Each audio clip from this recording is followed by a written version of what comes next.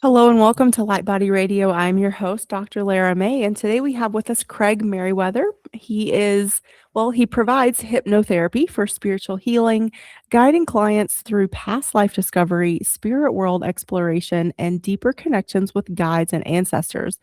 As founder of Sacred Mystery, he offers one on one past life regression sessions, workshops, and multi day retreats, both nationally and internationally, helping people unlock transformation and soul wisdom. Welcome.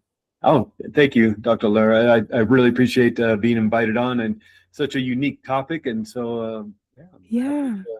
to discuss it. It's a Y- fun topic. yeah. So tell us how you came to be interested in past life regressions and practicing it yourself. Yeah, that's kind of the short version of it. Kind of two big aspects of my life growing up was one, I struggled a lot with depression and anxiety.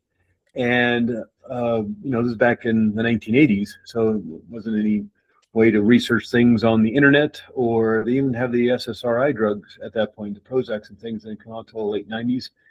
And so it was really just whatever book you might be able to find at the library or the bookstore, or whatever talk therapist you might find in the yellow pages. Mm-hmm. And, as a teenager, you're probably not going to do any of that stuff. It's just one of those things where you're just like, well, I guess this is just the way you're supposed to feel, because that's the way I was feeling. But in the 90s, as I, went to college and just, my worldview opened up more about life and got more information about just being a human being, I guess. I started getting into the personal growth things, Tony Robbins, that kind of stuff in the 1990s, and I really started to work on myself. But I didn't want to feel like that anymore. And that paired with the other big aspect of my life was kind of spirituality. I grew up in the church, meaning was born into the Episcopal Church, which is kind of Catholicism light, and the Protestant Church. And I really like the ceremony and the ritual of it all, the robes and the candles and all that. But then I also went to a Baptist-run school from 6th grade to 12th grade. And these are actually two very divergent kind of philosophies around Christianity. They are. Yeah, That's they don't like. very different. And so I had all this, and what I was noticing is like I could get to that mountaintop high with more spiritual aspects, because I'm growing up in a Christian home. I'm not drinking, and not doing drugs or anything. But what I could do was find that kind of blissfulness sometimes through more spiritual means.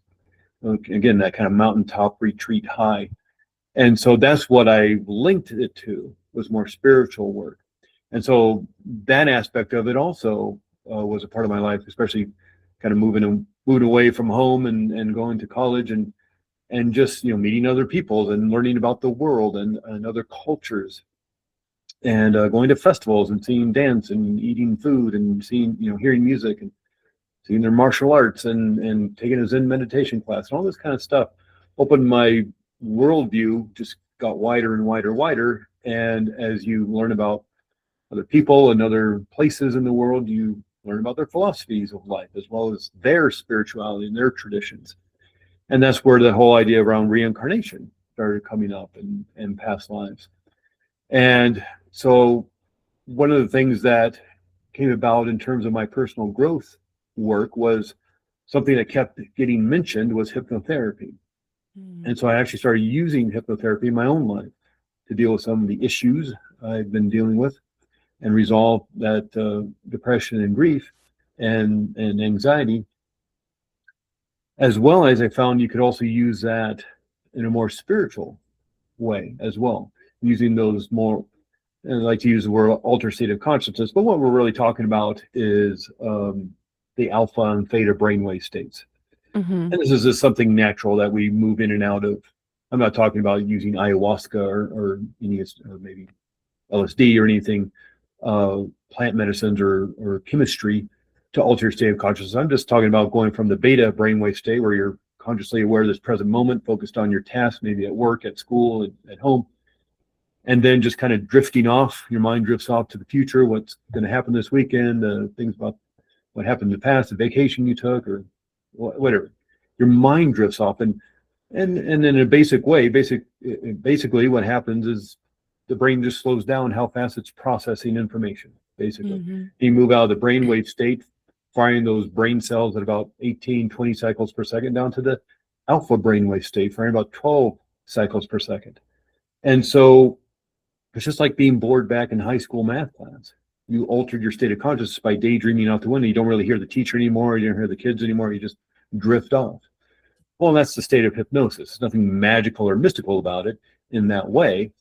But by quieting down that conscious level of mind, you can access these other parts of the unconscious and what some call the super conscious level of mind, your higher self, or those more spiritual states. And so all that kind of combined into the two things that I was interested in. One, relieving my own hurt and pain, as well as my interest in the more spiritual states.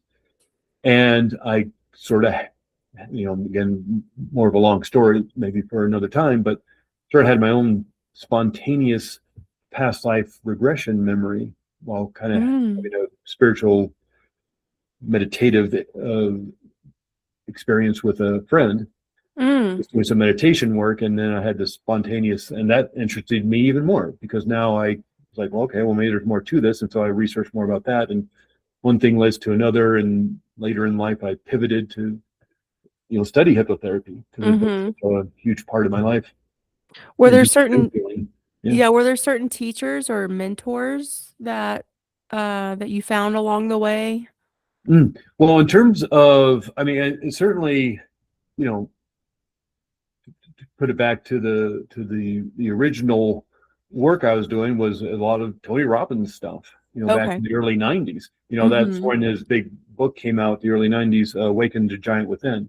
Yeah. And so the personal growth movement really started blowing up. And then Oprah started her show somewhere around there in the 80s and 90s. It was getting super popular. She talking all sorts of things positive and self-growth and self-care and all that kind of stuff. And not in the sense that I was spending every day watching Oprah and reading Tony Robbins, but it's just like you start hearing this stuff. And, And the zeitgeist of the times was, you're allowed to take care of yourself. Yeah. And here are some great techniques on how to do that. And so that was a big part of it. And then when I went to train for hypnotherapy, I chose the Hypnotherapy Academy of America. It's a great school, training facility. So you actually go there and sit in a classroom with 25, 30 other people. And this isn't just like a history class at college where you go for like 1 p.m. to 2 p.m. Tuesdays and Thursdays. This is 9 a.m. to 6 p.m. Monday through Friday. And so it's real intensive work, training in hypnotherapy, learning about the scientific validity behind these techniques you're learning. Maybe you see a demonstration at the front of class. Then you break up into small groups. You start working with each other with this stuff. And the reason I really wanted to go to this school is, one, is this extraordinary reputation, but there's 5 modules, and the first 3 modules, and they're 2 weeks each, so 10 weeks total, 500 hours of training in hypnotherapy. The first 3 are just clinical hypnotherapy, training around trauma and helping people release the hurt and the pain, and the things that may be causing the anxious feelings, the nervousness, the stress, the anger. So dealing with trauma and things like that, maybe even from early childhood. That's the first 6 weeks, just clinical hypnotherapy. The module 4 is medical hypnosis. That's like pain control and healing acceleration, that kind of thing. How to help somebody if they need to have some major dental work and they're allergic to the lidocaine or the Novocaine or something.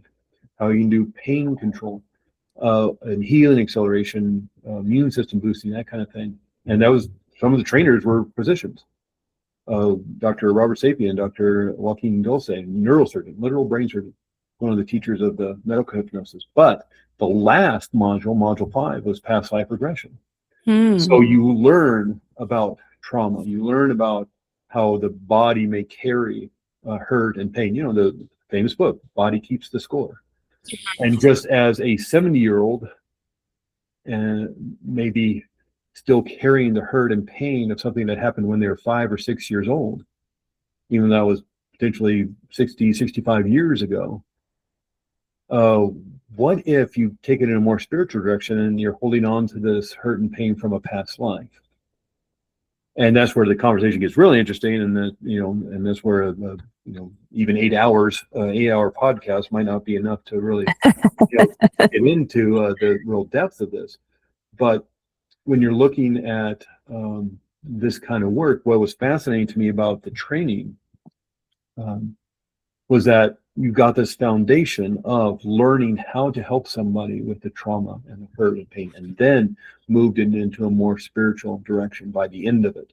So you already have 400 hours of training before you went in a more deeper spiritual direction. And and then on top of all the other continuing education and Roy Wood and Brian Weiss and all the other people, Right. conferences and things like that. But I just went to a Brian Weiss workshop last summer. Oh, cool. 82 years old. I know, it's amazing. He was one of my early mentors, so that's why I asked. Yeah. And so of course his books, but probably in terms of this work, the one that really resonated with me is Michael Newton.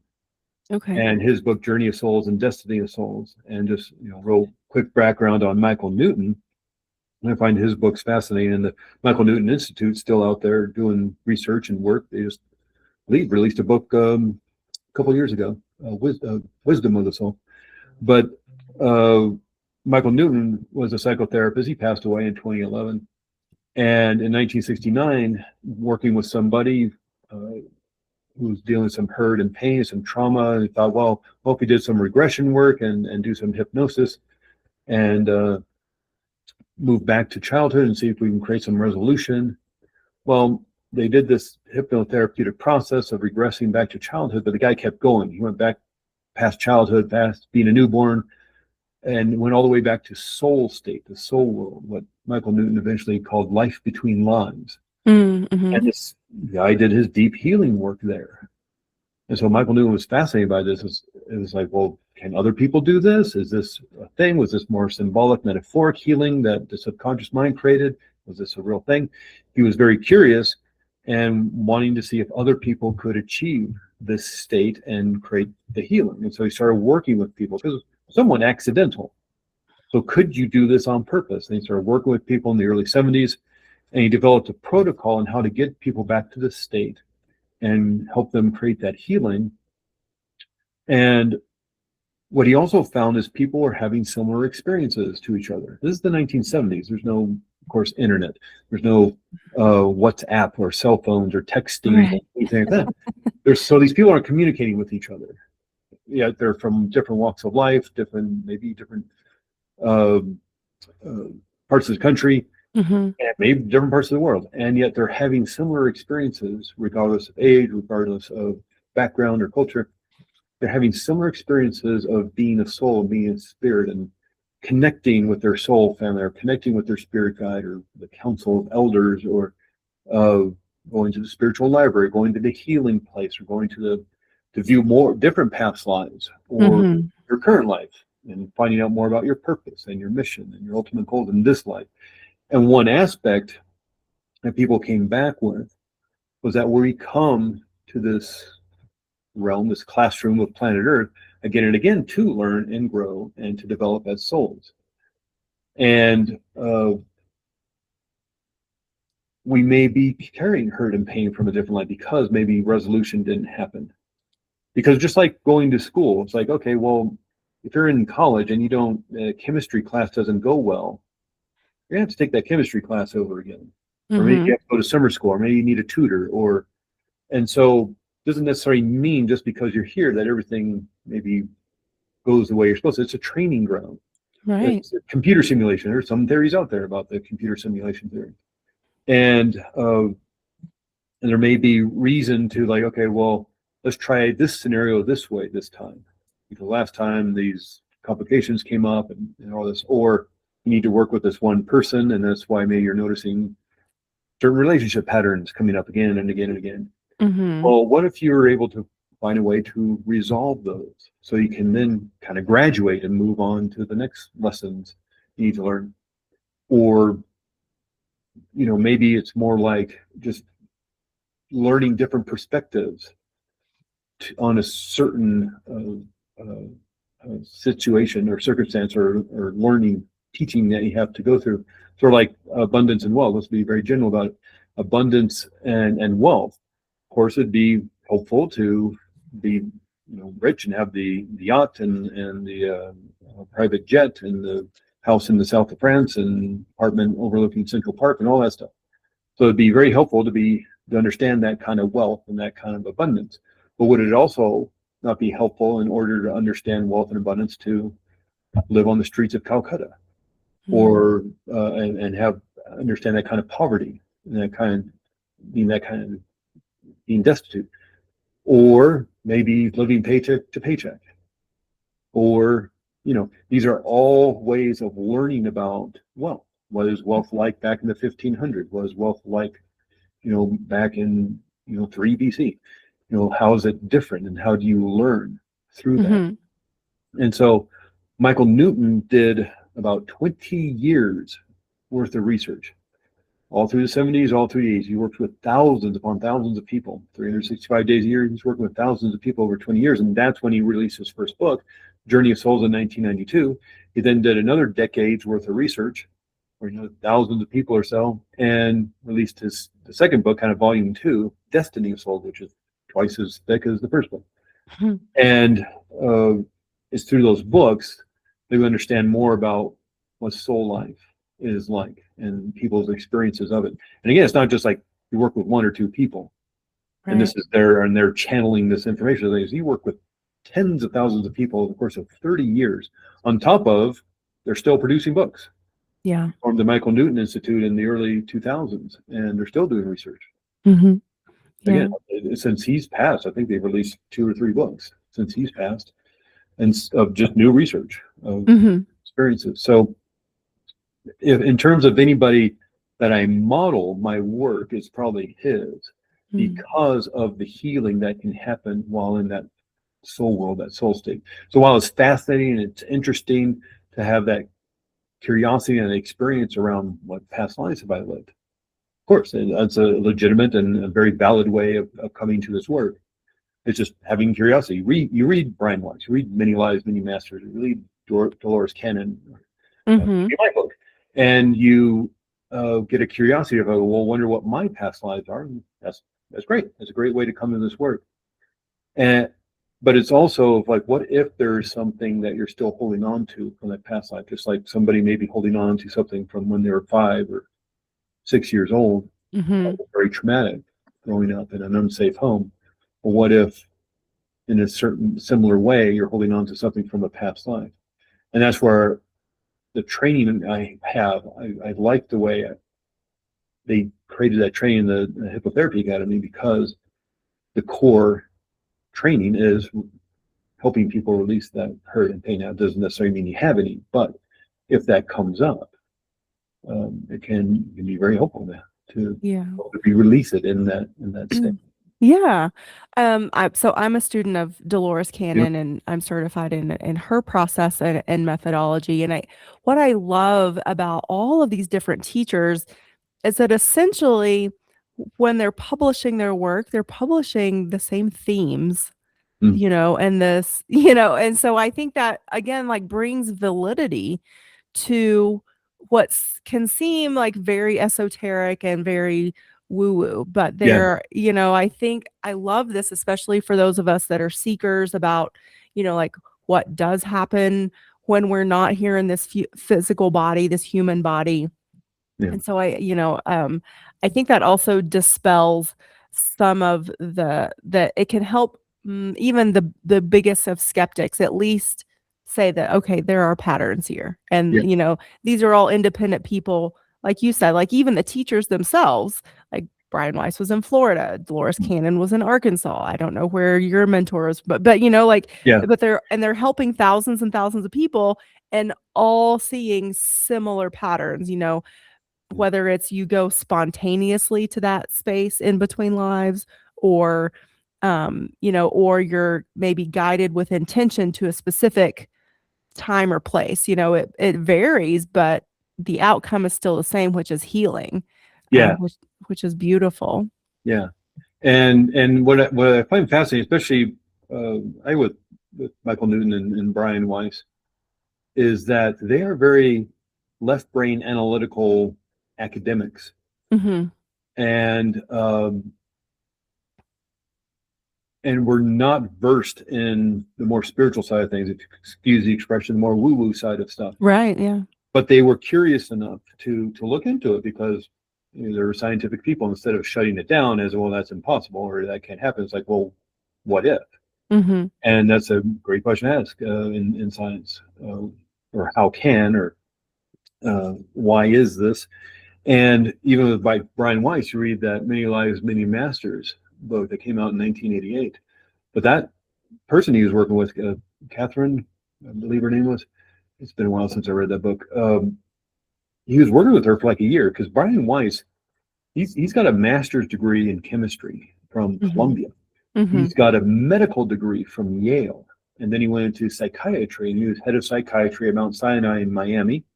And he was working with this a patient of his for a year. And he just couldn't find a way to help resolve her, the issues she was dealing with, help her find healing through what she was going through, the anxiety and the stress and the overwhelm, the hurt and pain. And he came to finally decide, well, maybe we should do some regression work using hypnotherapy. And kind of very similar to Michael Newton's situation, she kept going past childhood and went into a past life, and the past life of Egypt back in, I forget when, but 5 BC or 100 BC or something like that. And at first, once again, Brian Weiss decided, oh, this is a construct of the subconscious mind, to find a symbolic way of finally resolving this. And he said, fine, let's heal the way the subconscious mind needs to heal. And so they worked with it a little bit more. They did a few more past life regression sessions. Again, this analytical academic Dr. Brian Weiss thinking it's more of a symbolic metaphoric healing, just like Freud talks about, and Carl Jung and Milton Erickson and all that. Mm-hmm. Subconscious mind speaks to us in dreams and metaphor and symbolism. And I, well, this is the way she's creating this healing. Well, she was getting really detailed information about Egypt, like Egyptologist, archaeologist kind of detailed information. This is 1980. Our internet was the Encyclopedia Britannica. Right. Whatever we, just, a regular, quote unquote, regular person, this is the information we had on Egypt, is whatever you could find in the Encyclopedia Britannica. But she was getting extraordinarily detailed information that he could verify with his archaeologist, Egyptologist friend from Yale and whatnot. And so she's getting highly detailed information. She created extraordinarily deep healing, emotional healing, which he kind of had to come to the conclusion, like, the only way she's creating this deep healing is by resolving a real issue from a real time in her life, even it being this extraordinary past life she's talking about. So she's getting not only detailed information about the time and place that she shouldn't have, that only a very handful, a handful of people should know, who have studied this for 10 and 20 years. And she was doing extraordinary deep healing work emotionally and mentally. And she started getting detailed information about Brian Weiss's own life, like private life. Again, this is 1980. There's no internet. There's no way to look up on social media. And even if she was stalking him, all this stuff that happened in his life happened in a different place, in a different where he grew up, or where he first started living, because he had a child die very early in life, like 1 year old, something like that. And she knew about that. And a couple of family members, a couple of doctors, not a whole lot of people knew this. And she's giving detailed information about the stuff that happened decades previously. And so finally he had to come to the conclusion, sort of like the Sherlock Holmes thing. It's like you remove the impossible, whatever's left over, however improbable, has to be the answer. Mm-hmm. And so this analytical, academic left brain person, like, well, the only thing that makes sense is that she's having a real past life experience. And so about 8 years later, he releases the book Many Lives, Many Masters, and that really set off and I think because it comes from such an academic kind of viewpoint, as opposed to the more spiritual side of things, it comes from a more academic viewpoint from a medical doctor, that set off the kind of modern day past life regression therapeutic movement, if you can call this a movement. And then a few years later, Michael Newton and his Journey of Souls comes out from another doctor. Mm-hmm. And so I think basing this in science, that's what my book's about. The Past Lives Guidebook is more about the science of this.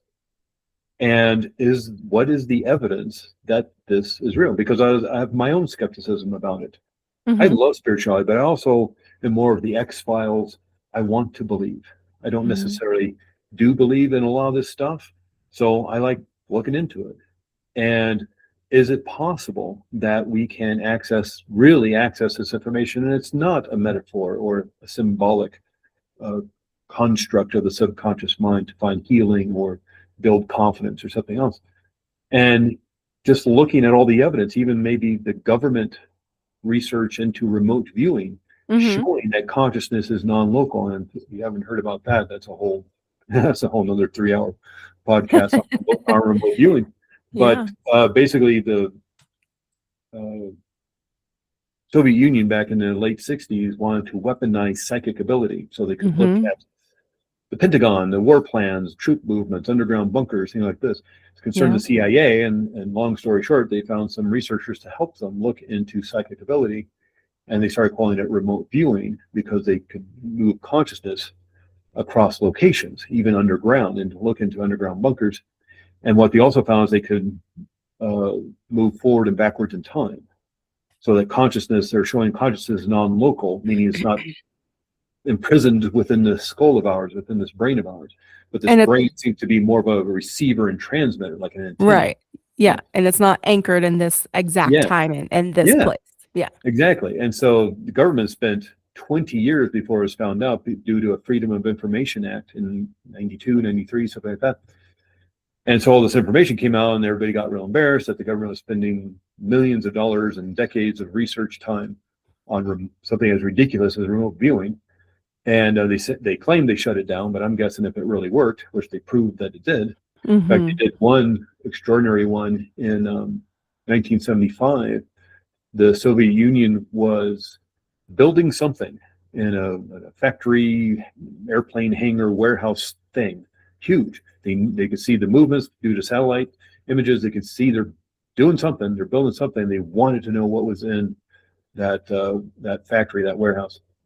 What were they building? And so they had somebody remote view in there, and the guy described the world's largest submarine, like aircraft carrier sized submarine, which they thought would be impossible to work, to operate. It had 20 torpedo silos, which is ridiculous. You don't have 20 torpedo silos. And it was built really far away from the ocean. When you build a big aircraft carrier, you don't build it, in Las Vegas and then get it to the sea. You build it right at the ocean, and then you drop it into the ocean. Well, it seemed impossible. So what they actually had the remote viewer do is look into the future and see how are they going to get this submarine from this hangar to the ocean. And he looked into the future about 6 months, and he said they're going to start digging trenches. And dig trenches, they're going to pull it in. And that's exactly what they did. 6 months later, they started digging trenches, and they pulled at the time, the world's largest submarine with 20 torpedo silo things. And it was extraordinary. And it's like, this is the information they were getting right at the beginning of their work. And so again, if they were getting real information, all they did was change the name of the program and moved it to the offices across the hallway. They still got to be doing it. Yeah. So you got the government showing consciousness is non-local and can move throughout time and location and place, on top of research around the holographic universe, or is it the computer simulation theory, or is it the multiverse? And it's all this extraordinary information, especially information around even the brain nowadays, and whether the brain is the storehouse of information and memory, or is it an antenna tapping into something else? Not only like I got my phone right here. I have all the information of the world in my phone. Well, it's not in my phone, is it? I'm pulling it in from somewhere else. Yeah, I have a couple pictures. I got a couple of songs on my phone. But the information I gain from and communicating back and forth with people is not in the phone. It's being transmitted through this phone. This phone acts like a big, gigantic antenna, pulling in information. Mm-hmm. So that's kind of what some research is saying the brain is doing. Mm-hmm. Specifically, maybe more like pineal gland. Again, another 3-hour conversation right there. And so that's what my book's all about, is about what's the biology of this? What's the brain doing? What's the pineal gland doing? What's the theories around consciousness and being non-local and the remote viewing research of the government? And is this a computer simulation, which would fit the theory that we're coming back here and again to learn and to grow and to develop? Yeah. Maybe with the same group of people. Well, That's yeah, what and people feel yeah, I mean, familiar to. yeah, for sure. And I think it's also so fascinating that the brain itself can make its own um chemistry. It has its own Yep. way of making its own chemistry of these spirit molecules like DMT, or, like, so yes, you can have the ritual and the experience of plant medicine, whichever plant you choose to partake, or to try or have that ceremony with. But the brain can also make those chemicals without that exogenous Yeah. ingestion, which is also fascinating. Yeah. Well, it's that idea that the reason morphine works is because the receptors on our cells already are there to receive morphine that the brain Right. can create. It's just Yeah. you can't copyright and patent the brain chemistry, so they make it in a lab and then they can patent it and charge you for something you can already do yourself. Which is again where a lot of that pain management and hypnotherapy comes from. It's not that we're, disguising the pain or masking the pain. We're tapping into your own ability to create morphine-like chemistry within your brain and send it to the places that need it, that may be causing you physical pain.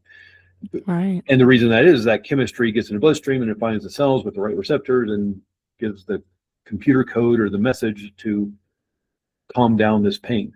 Well, that's what morphine does, and of course, all the other kind of medicines out there. They work because our brains already created. So Yeah. we're just mimicking what the brain already can do. And same with Right. what you just saying with the plant medicine. In a certain sense, our brains can already create that and allow us to have those experiences.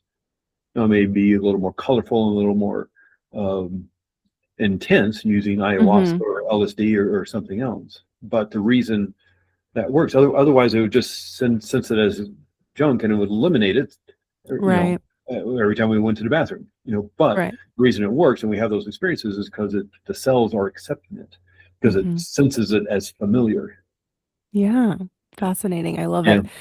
So, going back to the hypnotherapy piece, what is it about the human brain that you've discovered, or that you think, or maybe hypothesize, that that is this piece in our healing and our resolution of patterns, trauma, that sort of thing? Like, is it something that our human brains need? Do we need that story, that attachment to the quote unquote reason why? Mm. That link? Yeah. That's a really great question. That's really interesting. Um, it may just depend on your interest as a soul this time around, or what it Mm, is you're here to learn. Why are mhm, some people very much interested? Why are some people fascinated by the books of Dolores Cannon, the work of Dolores Cannon, or or Michael Newton or Brian Weiss or anybody else? mhm, Again, it's sort of like thinking about music. Why do you like this music as opposed to that music? There's something that connects you to a certain era, a certain style of music, a certain type of TV show, or a certain sport. So why would you be attracted to spirituality or even a certain kind of spirituality? And it just, maybe this time around, it's important for you to grow in this way and discover more about it for your learning and growth as a soul. And maybe this time around, it's like, okay, you need to go in deeper in this way. mm, mhm, In your humanness, in your human body, you need to learn more about this, because maybe in the next life, you're going to need it to advance even further. I like Even that, though, yeah. even though in your next life, you may be maybe back in history. It's sort of Mhm, like a theater group of, a theater group doesn't like do their year's worth of plays in chronological order. They don't start with the Greek tragedy in January and then go to a Shakespeare play in March and then go to a play from the 1800s in June, and go, and by the end of the year they're doing something from the early 2000s. They jump around. They may start off in January with a new modern play that was written last year and won the best new play award or something, and then they'll do Shakespeare in March, and then they'll go to a play in the 1960s, and then they'll go to a Greek tragedy. They just go where they're feeling. Maybe there's a thread throughout this entire year. Maybe they're just, this is the play we want to do, and it's sort of like what Michael Newton talks about in his books through other people's experiences, is that we have this soul group, the soul family. That's not like a theater troupe, maybe of 8-9 actors. And you decide, okay, in January, we're going to do this play, and here's how these characters are going to go from act 1 to act 3 and how they're change and develop. And here's who's going to play what role, and here's the costumes, and they'll do that play, and they'll take a break. And then March, they'll decide on another play, and who's going to play what character and what role. And here are the costumes we're going to wear, and here's how these characters are going to develop from act 1 to act 3. Totally different time period, totally different place in the world, totally different characters. Yet they're all played by the same actor or the same group of actors. They're just playing different roles. And in one play, actors may play mother and son, and in the next play, they're best friends, and in the next play, they're employer or something. And so it's not that they are those characters. They're just playing a role in order for these characters to learn and to grow in a certain way. So by act 3, it's like, okay, this is how they've advanced, hopefully. And we just keep coming back in order to learn and grow. Sort of like we get dropped into first grade and we're all heading towards our master's degree, in life or love or passion or whatever. And we're just moving up together, maybe with the same teacher, even supervising the entire thing. And so why is that time between lives so important? Yeah, well, I think that's where we can get a lot of clarification and a lot of healing. As when we're doing past life regression, when I do a session with somebody, whether it's a shorter one or a longer one, with Dolores Cannon's work with the QHHT, those are like 3-4 hours long sessions. Oh yeah, at minimum. And that's the kind of sessions Michael Newton was doing, 3 or 4 hours. And so the idea behind a longer session is just it's more information you can gain from somebody, and so you can have this real in-depth past life regression memory, and understand more about that past life and how it may be affecting your current life potentially.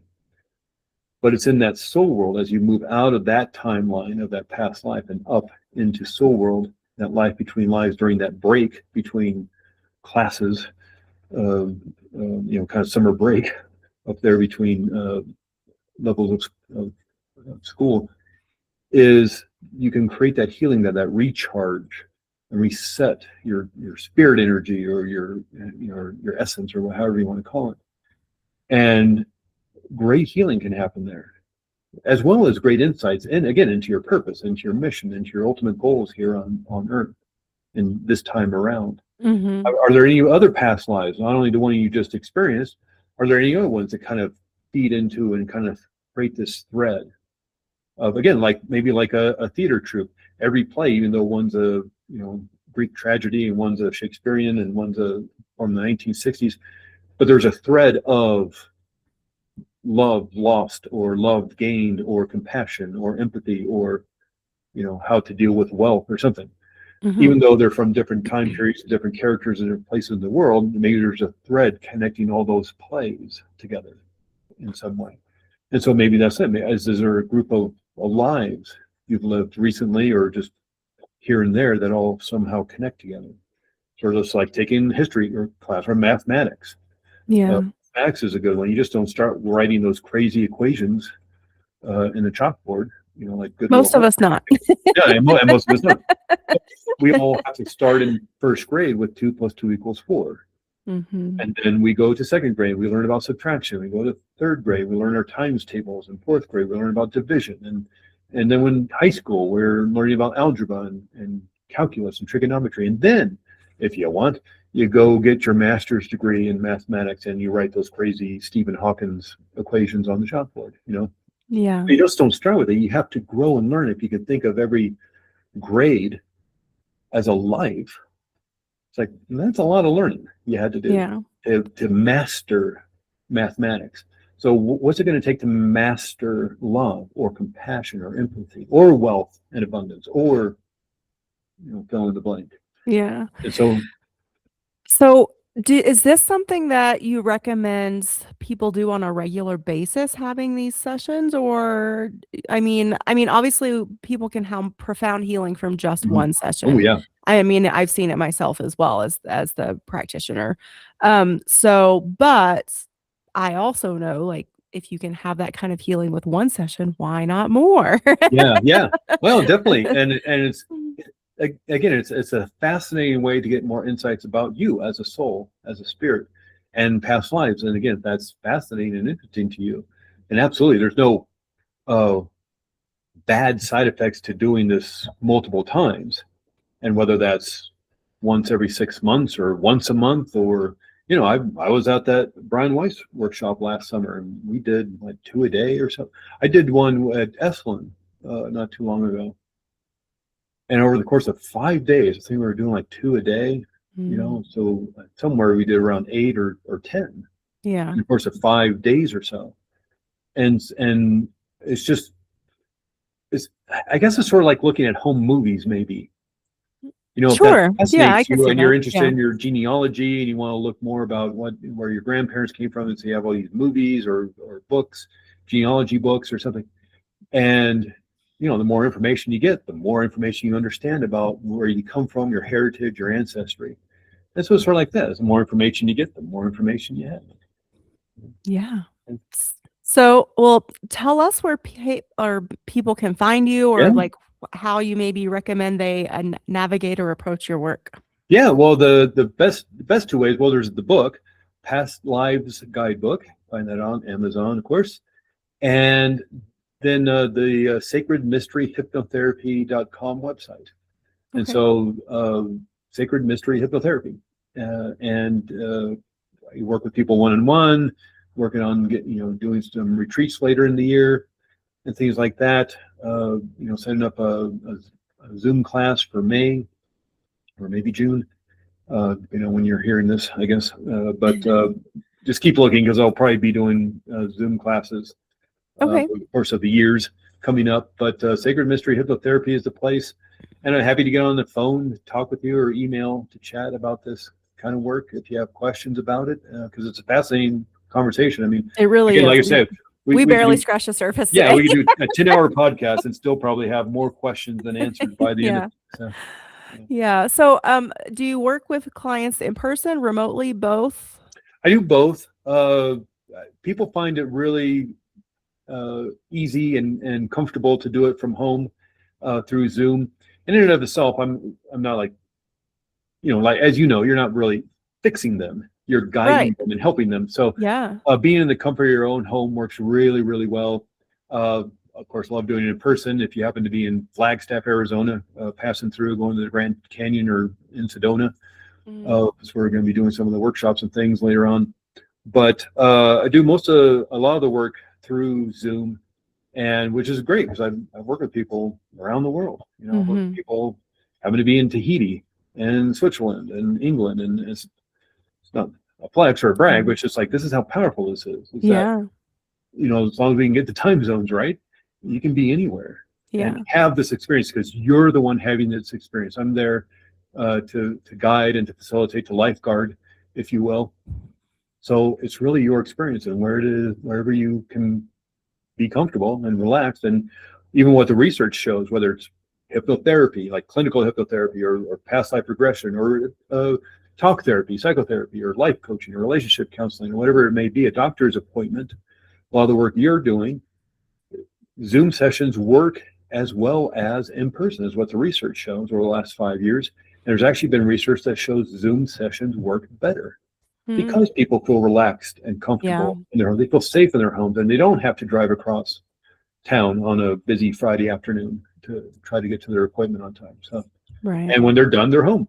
Exactly. Yeah. Yeah. Yes. And especially with those longer sessions like we do in QHHT and like your mentor does as well. Like you would really want to make sure people are back in their body. Oh God, If yeah, they've driven to you before you let them leave your office. yeah, So yeah, yeah. Definitely want to make sure they're grounded and centered, and we take some time at the end to make sure that. yeah, for sure. Yeah. Oh, I was gonna say too, one of the things that I love about this, so we didn't talk about it much and we only have a few more minutes, but just for the listeners out there, you know, I've practiced many modalities of different types of spiritual and energy healing. And I've had my own personal experiences with past life regression as well. And so when I came across this work, and I'm sure you found this too, because you mentioned it just a minute ago of we're not doing the healing. We are the facilitators for the healing to happen on the client's own terms. And they're working with their higher self and their guides. Mhm. Dolores Cannon calls it the subconscious, the SC.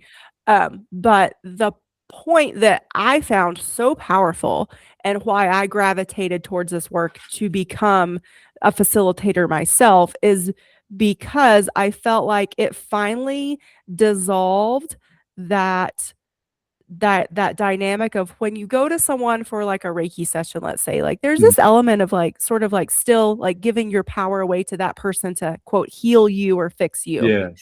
I mean, and even the best of us that try to, you know, still put the ball back in the client's court, there's still, I feel like that subconscious dynamic there.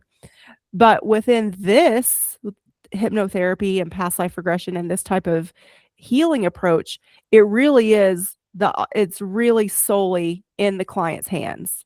Yeah. Like we are just opening up the mind to allow whatever is meant to come through for that healing to happen. Yeah. Yeah. And it may be the difference between like Reiki or a massage, you know, Yeah. and you want that. And it's obviously very valid and worthy Sure. Yeah. treatment to There's get a still massage great or get, modalities. but this is more like maybe a yoga class. It's Yeah. like, well, here's somebody guiding and facilitating, but you're doing the work. Yeah. And again, very valid and very worthy. And it's all what's nice is just having this toolbox of, well, today I really need a massage. And today I really need a yoga class. And today I need a Reiki session. And today I need past life regression. Yeah. You know, and they're different modalities that all have maybe a similar goal of just making you an awesome person. Yes. You know, creating healing. Yes. Well, thank you, Craig, so much. Yeah, you're welcome. Again, like if we barely scratched the surface, so I feel like there's so many more layers here we could talk about. But all listeners, go head on over to sacredmysteryhypnotherapy.com. Check out his book, Past Life Guidebook, on Amazon. And thank you so much. And we'll hope to have you back soon. Yeah, absolutely. Thank you. Thank you.